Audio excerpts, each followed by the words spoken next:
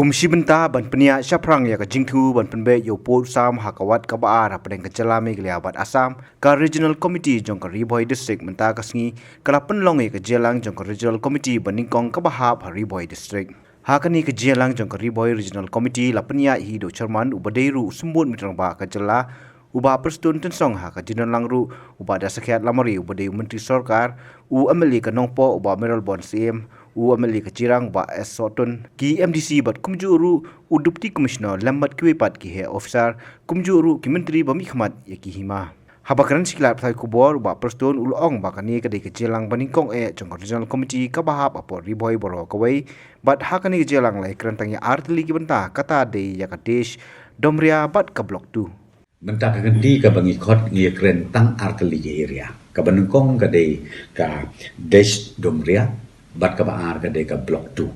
te kadang sa arteli naman ngani riboy ngi don southerly kini area of differences te ka sa southerly bat ya katangin sa le kini ki sngi banwan te ka bangi kren menta ka sngi ko lambek tang arteli ka wei ka desh domria ka de ka bahap hapo ka hima melim te nak liang ka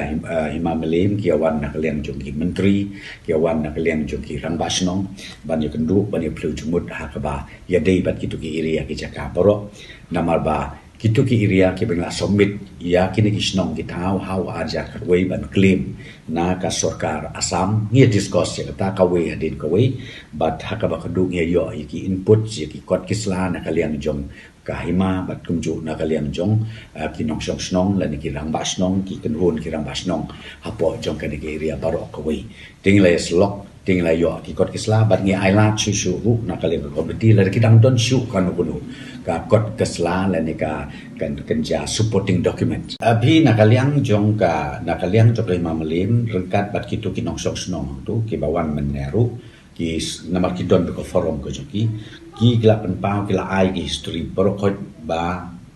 kahap apok ai ma melim na duk bor mendai mentai te ko mo pingan namla ban ong kum no no ya menta namar ngiru ni na compile ki ki kot kisla na dong sedong na tangin prepare ba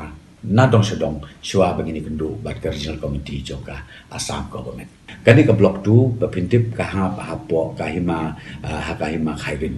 borok ini area ka hapa po kay makarim ti kanero nila kren ni slok nila pujumot nakaliang jong usim jong kahima nakaliang jong usim right bat kum jugru nakaliang jong kirang basnong kilai submit ki kot kisla ko jong ki haka committee nilai discuss subun ki batki bat menta ngi nakaliang committee ngi ailat su ya ki la dang don su kanu